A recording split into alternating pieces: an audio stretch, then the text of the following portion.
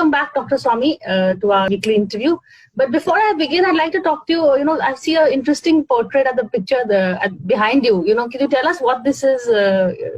Yeah. Well, the picture hidden above is that of Shivaji, but everybody knows Shivaji. But in the case of the picture behind me is that of Muthuramalinga Thevar. Thevar actually stands for the community.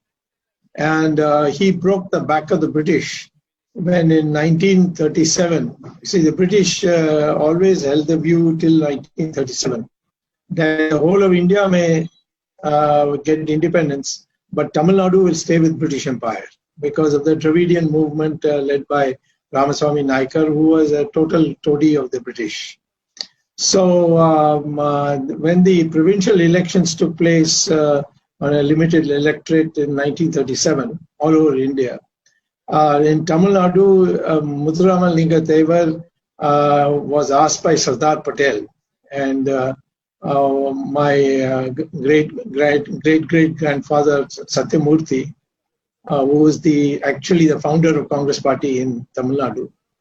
And the two of them decided Muthuramalinga Thevar as the only candidate who could defeat the biggest supporter of the British, the Raja of Ramnad.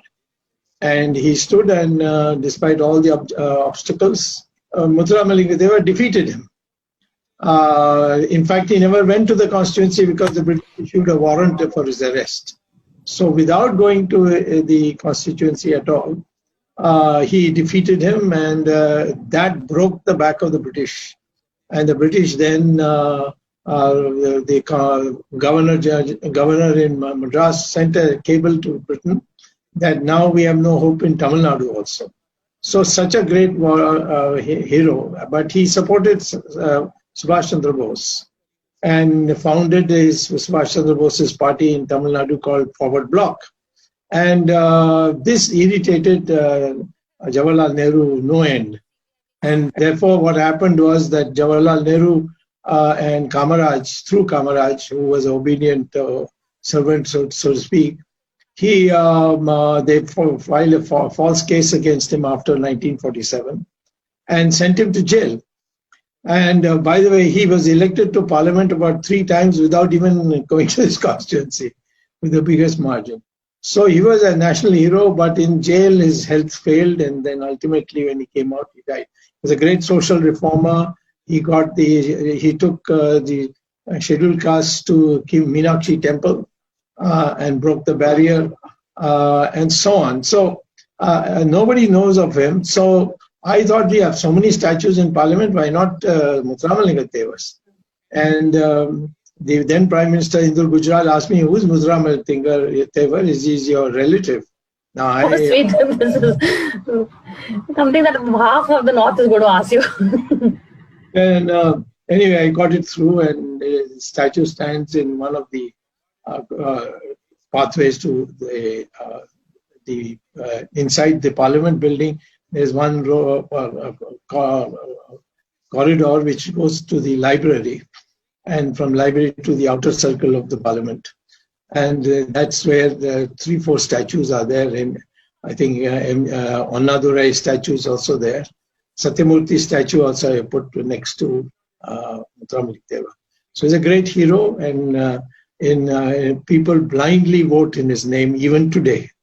So it's a Thevar community. It's a huge block in southern districts of Tamil Nadu. And for them, they have renamed me as Subramanian Swami Thevar, because they say he is not an Iyer. He cannot be, that is, he cannot be a Brahmin. He must be a Thevar. So, because of my fighting spirit. So, I mean, we should remember them. And I had got the temple, the airport also built in Madurai when I was MP, and wanted to name it after Muthuramalinga Thevar. But as usual, the usual Congress jealousy, Chidambaram, after the UBA came to power, didn't allow it. And I've been trying very hard. I raised it in Parliament also. Venkaiah Naidu was in the chair, and he fully supported it. The whole assembly, the Rajya Sabha supported it. But somehow Modi has not been inclined to do it. And I think in this elections, the electorate should force us that is the Tamil Nadu elections, say either you rename Madurai Airport as the Muthuramallingathevar Airport, or we won't give you a vote. Then I'm sure we will get the due. From a picture on the wall to the Tamil Nadu elections, I think you're sounding a bugle over here for a lot more interesting conversations to follow.